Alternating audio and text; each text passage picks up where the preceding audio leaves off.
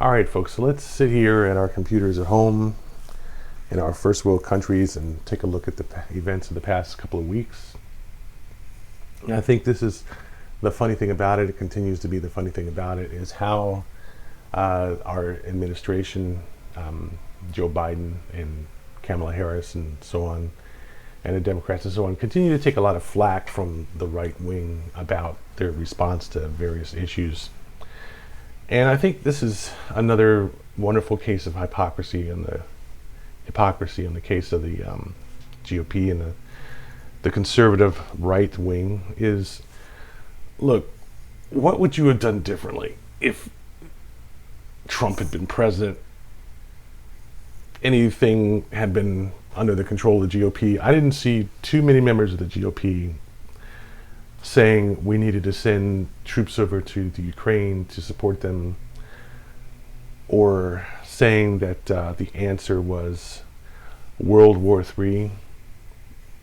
You know, there's a big difference between talking tough and actually acting tough and being tough. And this is one of those cases where I think that the West was exposed really as those who would talk tough game but not actually show up, for the match when it was time for the match. And we didn't help the Ukraine all that much, certainly. Joe Biden sit around talking about, well, what if we gave them fighters, or what if we had a no-fly zone over the Ukraine? It would be World War III because the Russians would do this and that and the other. And I'm like, that's nonsense on a couple of levels. Number one, because World War III, seriously, are you going to compare what's happening in Ukraine to World War III? I think that's a major mistake. Second thing is that I think it's more like the beginning or the time before World War II, in that there was a strong regional power, very simple, and it decided it wanted to take additional territory. And I think it's pretty hard to justify when you're Russia. It's really hard to justify. I don't care what Putin says. I think it's really hard to justify having the largest country on the planet and then deciding you need to take over another country. And it certainly is crazy to talk about how Russia is a major world power in the world today, but they have to invade other countries in order to protect the Russian speakers, or stop Nazism, or this and that and the other, and essentially do everything that Germany did, the fascists and the Nazis did in World War II, or before World War II. They're doing it themselves. It's almost like this is why Stalin was a partner to Hitler before World War II. This is exactly why. All that's lost on him. And almost like he doesn't even care. It's almost like he's proud of it. So I think this is much more of an issue of one person's decision versus the entire rest of the world. Nobody, I doubt that there's anyone other than the very powerful and elite in Russia who support this invasion in a literal and rational sense. I'm sure there's a lot of people in Russia who support it because it makes Russia look strong, it makes the United States look weak. But at the same time, I mean, what do you want to have happen? Do you want us to start an actual war with Russia over the Ukraine?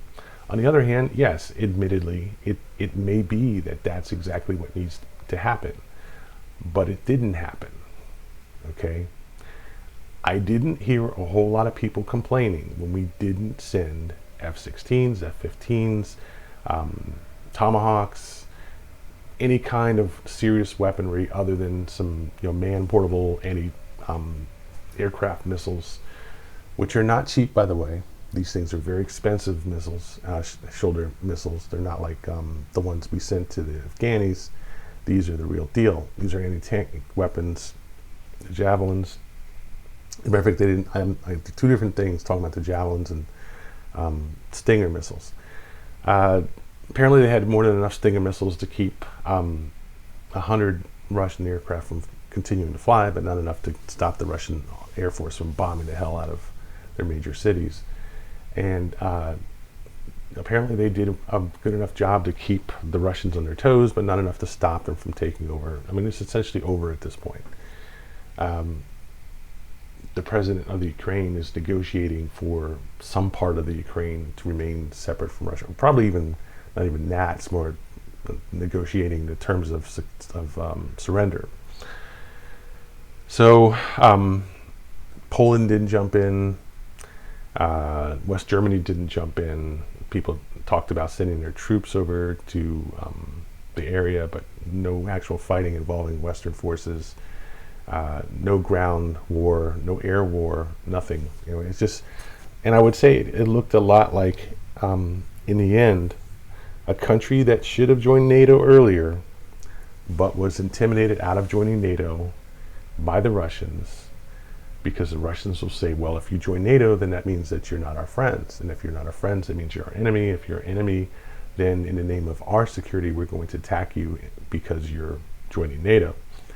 So, and the traditional thing happened, they got away with that and then attacked anyway, for any of 5,000 bullshit reasons they came up with. So what you have in this situation is a classic case of catfishing. NATO and NATO countries in the West saying that we're going to step in and help you out if you're threatened by Russia. And sure, we stepped in and helped them out as long as we didn't have to actually be there. And as long as we could stay here and help them, we did, okay?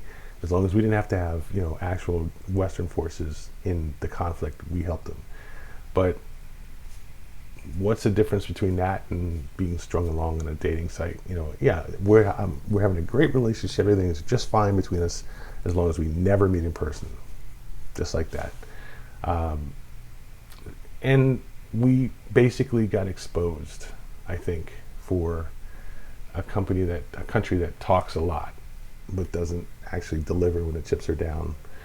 And it doesn't look good. It just doesn't look good for us. And I think that ultimately Russia and a lot of other countries that are led by these kind of strong men now know that there's two sides of the street. There's our side of the street where we talk a great game and then go back to sipping our cappuccinos and playing around on the internet, and there's their kind of game where they actually send forces in and shoot people, bomb people, kidnap people, interrogate people, imprison people, torture, kill, and get away with it. And that's the life. Now you wonder why there's this refugee stream from Syria, from South America, from Africa, whatever.